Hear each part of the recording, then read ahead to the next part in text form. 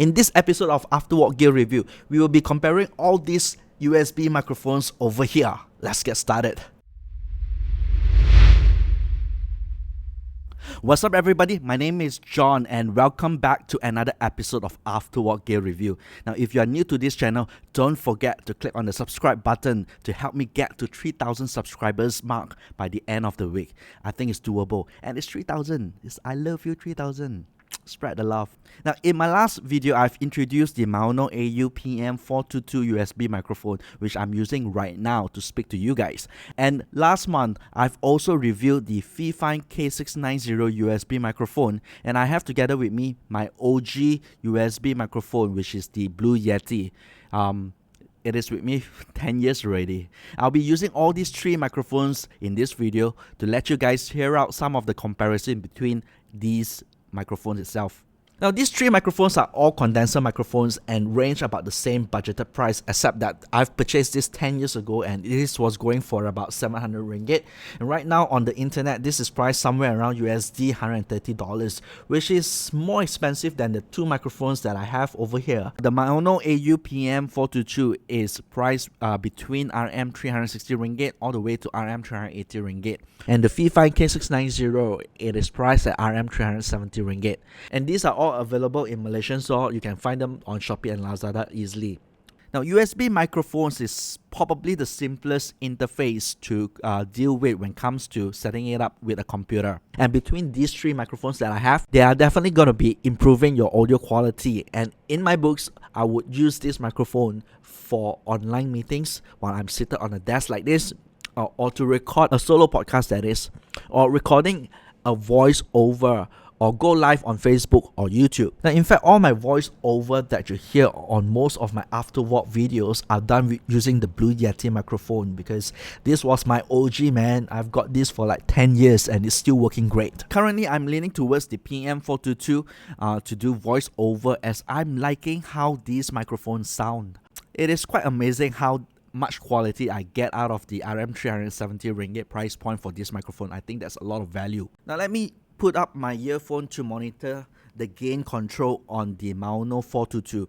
So over here there is a gain control knob. I could dial it up and speak normally away from the microphone and address you guys this way. It should be able to pick up my voice pretty well, but at the same time, because this is a condenser microphone, now the more gain that I put into the microphone, the more sensitive the mic gets, and it will record all the room tone and also the environment sound, be it a condenser microphone. Or I could choose to just bring down the gain and speak directly over here to record something intimate, so that the sound a lot more fuller, and you would definitely hear lesser of a room tone around me. And this is consistent between all these three microphones that I have here. Condenser microphones are best used in a treated room environment, but the gain control knob is workable in isolating the environment sound and the audio that I'm trying to record.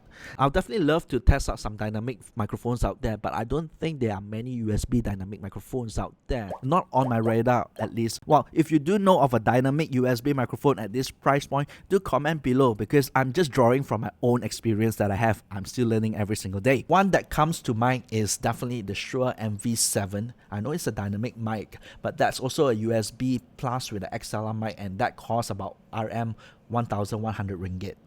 Definitely want to test that out. But I think all these three microphones are great for all scenarios when it comes to recording single person. The Fifine K690 and the Blue Yeti has configurable polar patterns. It has more capsules inside here where it can accommodate more options in recording.